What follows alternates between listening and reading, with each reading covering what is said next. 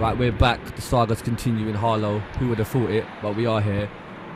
Mr. Nihal, Radio 1 BBC. Marvellous piece of radio engineering from him. Every day we hear him. Right, Nihal, let's go forward. Or let's go back a bit. Yeah. Anyone that was coming into music, for me, it was like, if you don't know Bobby and Nihal, you failed. Yeah. How's it like to be, what was it like to be the pioneer of the Asian scene? Well, we weren't the pioneers of the Asian scene. You were. No, you were. No, you were. I don't care what you say. No, but if you talk about Talvin Singh won the Mercury Music Prize before we were on Radio 1. Apache Indian had an Asian music show on Radio 1 before us. So in terms of Apache Indian took Asian music out to whole different places. Yeah, of course. Talvin Singh took the sound of the tabla to whole different places. So to talk of us as the pioneers of a scene would be wrong, it would be immodest, and if either one of us said that, we would be lying, because we're not. And if anyone accepted it when someone said it to us, we'd be a chief.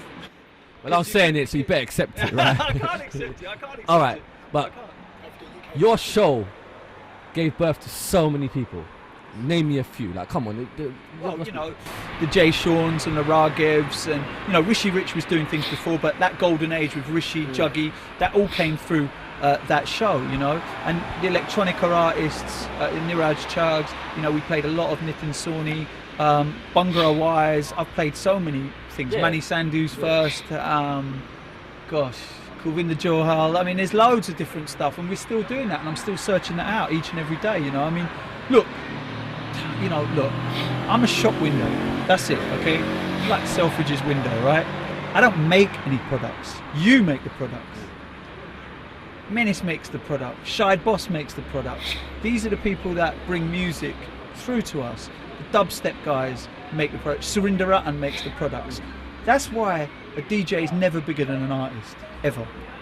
Never. But I'm on Radio 1, I'm not bigger than an 18-year-old currently in the booth making a rhyme for me. I'm not bigger than them.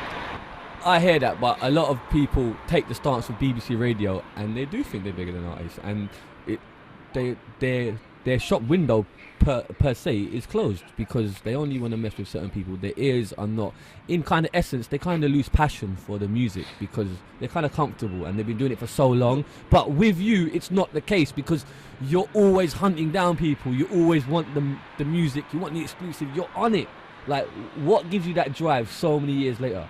Because you see, those DJs I think that were like that, they don't remember what it was like. Like, I got my man Colt here, I'll bring him up in a minute and we'll talk to Colt because he's been there very much from the start of my musical journey, and we were in crews together and we were signed to labels together. It's because we know what it was like to be on that hustle, to be on that grind. If you've just been a DJ, you don't know that. You don't know what that hustle and that grind is like. You don't know what it's like to sit in the back of a van, go up the motorway for no money to do a gig on like a Tuesday night in Hull where like 15 people turn out, get back in that cold van, come back middle of the night, cold pasties from some service station. You don't know that. All you know is the fact that you've been on radio or you've been in a few clubs, and that's your lot. And that's not to say that a DJ has to be an artist, but what a DJ has to remember is their grind. They have to remember their grind, and they have to understand that those kids that are on their hustle are doing it because they have that same passion and love for music that you had, and you shouldn't forget that. And also as well, you just have to just try and be humble. Look, I know there's going to be lots of people out there, artists as well, who haven't got a nice thing to say about me, who think that my ego's out of control and the door's closed to them, but it isn't. I will tell them that it isn't, straight up and down. There are also, of course, people who think that if one DJ plays it first, then I won't play it. And I'm telling you right now, straight to the camera, I will never not play a record I like because someone else has played it first. I'm on Radio 1. Radio 1's like the biggest station out there. I don't need to really be concerned about really what everyone else is playing. The reason I'm on the hustle for exclusives is because through me is a hip-hop thing, and that's competition, right? Hip-hop is all about competition. Breaking, rapping, graffitiing, it's all about that. DJing, it's all about competition. So I want to be first, and because I have more listeners than anyone else, because it's Radio 1, I owe my listeners that. But it's not the be-all and end-all. Exclusives are not the be-all and end-all. I like to have them. I love having exclusives. You know I do, right? No, I don't know. But if I don't get it first, and I like it, but you see some artists,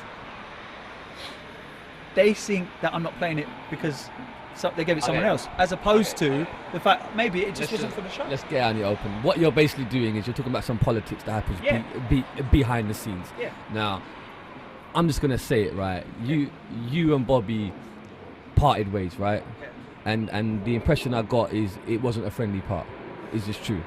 Well, it wasn't handbags at dawn or anything like that. It was just one of those things where our relationship, like any relationship where you're kind of pushed together, because we weren't friends beforehand. Radio 1 brought us together. And any relationship like that, eventually there will be tensions in it and arise. And he went to Asian Network and I was asked to stay at Radio 1. And obviously Radio 1 is like my dream job. So of course I was going to stay at Radio 1. And no, particularly, we weren't friends beforehand. I wouldn't say we're friends now. We're not enemies, but I wouldn't say, look. Obviously, from someone like me who come into music, all I've ever known was Bobby and Nihal, right? They're the only two DJs that I got the most love for. So for me, it's kind of hard to see that, because your show, you were always like that. So to kind of know that you weren't really friends and you aren't friends, it's a bit bitter for me, bruv, if I'm honest with you. We had a good working relationship, and then we had a bad working relationship, like any working relationship. Like if you had a DJ in your crew, like Cole, who was DJ in my crew, we didn't talk for 6 months once. Like, these are the relationships that you have. Sometimes they don't, and you know what?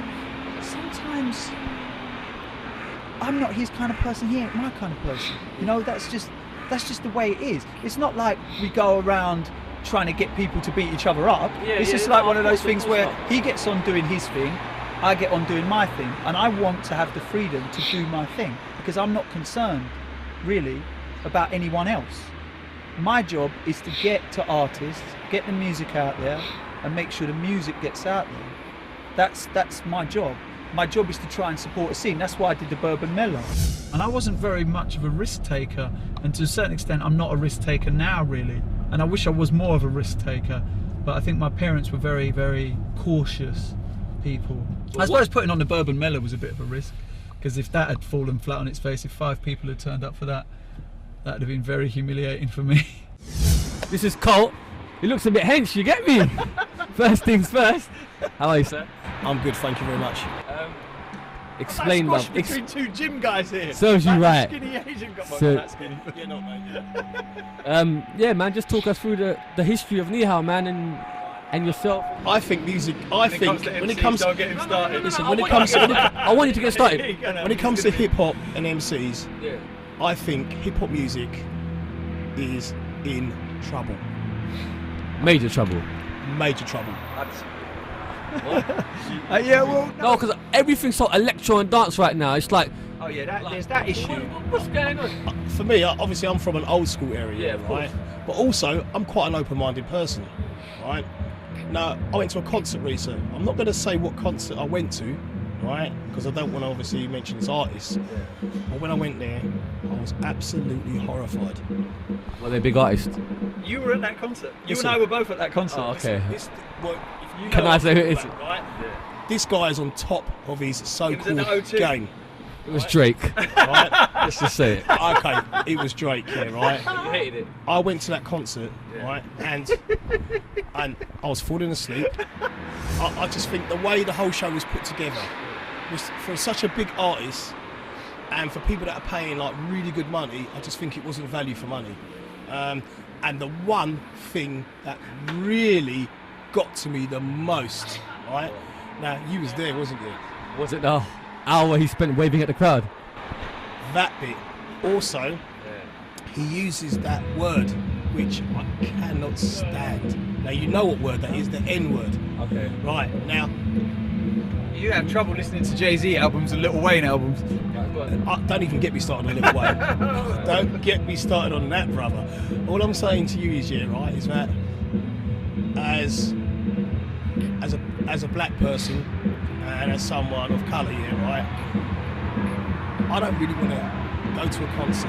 It's bad enough hearing it. To go to a concert, yeah, right, and telling the crowd, right, Which is very mixed. which was a very mixed crowd. You said if right? you're white, if you're Asian, you're still... Yeah, right. And I'm thinking to myself, what are you thinking? And this, you're supposed to be a pioneer of your era and the music. And this is what you're teaching people. In the back of the Mercedes AMG, get me. Forget Game Boy. We are in right now. See, this is the thing. This is the family mobile. This my wife drives my kids to school in this. And This thing's speaking my mind right now. Oh. cancel route guidance. Are you sure you want to cancel route guidance? Yes. Cancelling route guidance. Cool. A bit flash, are we? Your sat nav. Nihal, let me ask you about the future of music. What do you see happening? The future of Asian kind of music. What do you see is happening right now, and etc. etc. I think this bourbon thing is very interesting. But are you saying that because I'm sitting here? No. Well, listen. I think DJ Nihal presents the Bourbon Mela was my intent, that I was willing to say, okay, let's see what happens with this. You know, let's see what happens with this. And I hate it. Oh my gosh, man. Some of that. So there was about 6 or 7 people just talking breeze on Facebook. I saw them and they were industry people, and I was just like, come on, man. Like, this isn't for you.